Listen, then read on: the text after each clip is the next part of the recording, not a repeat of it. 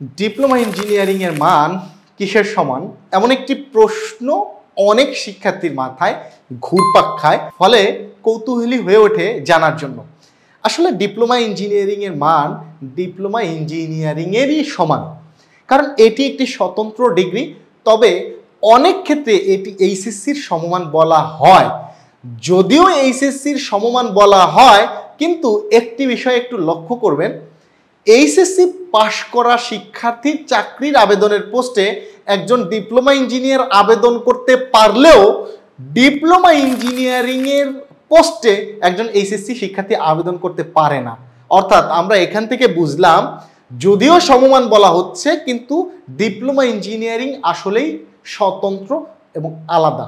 আবার যদি বলি, চাকরির ক্ষেত্রে ডিপ্লোমা ইঞ্জিনিয়ারিং এর জন্য সুনির্দিষ্টভাবে 10ম গ্রেডের চাকরির সুযোগ রয়েছে।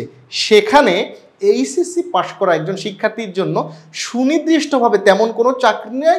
যদি চাকরিও হয়, সেটা 15-16তম গ্রেডে চলে যায়। অর্থাৎ এখানেও এইচএসসি ডিপ্লোমা ইঞ্জিনিয়ারিং থেকে পিছিয়ে।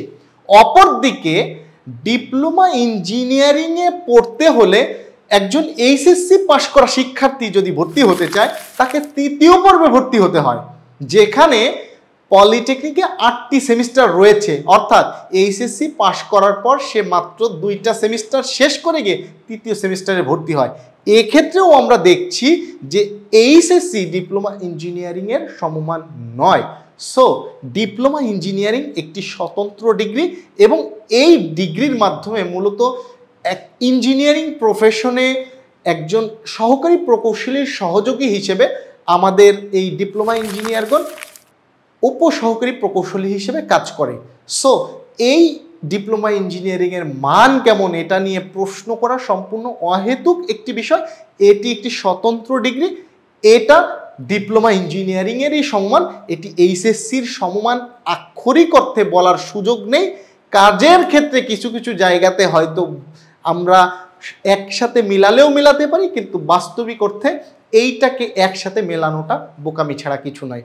বরং ডিপ্লোমা ইঞ্জিনিয়ারিং করব নাকি এইচএসসি পড়ব, এই সমমানের উপর ভিত্তি করে আসলে নির্ধারিত হয় না।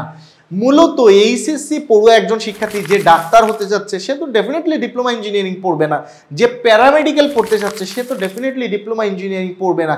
যে অ্যাডভোকেট হতে যাচ্ছে, সে তো ডেফিনেটলি ডিপ্লোমা ইঞ্জিনিয়ারিং পড়বে না।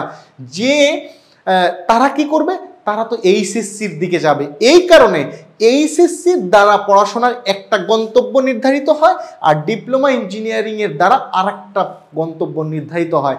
উভয়ের প্রয়োজন, উভয় প্রফেশনই উভয়ের জন্য একসাথে কোনো না কোনো সময় কাজ করতে হয়। সো আমরা তুলনার দিকে না গিয়ে বরং সৌহার্দ্যমূলকভাবে কাজ করার মানসিকতা রেখে, একজন আরেকজনের প্রতি সম্মান রেখে পড়াশোনার গন্তব্যটাকে নির্ধারণ করাটা হবে যৌক্তিক সিদ্ধান্ত।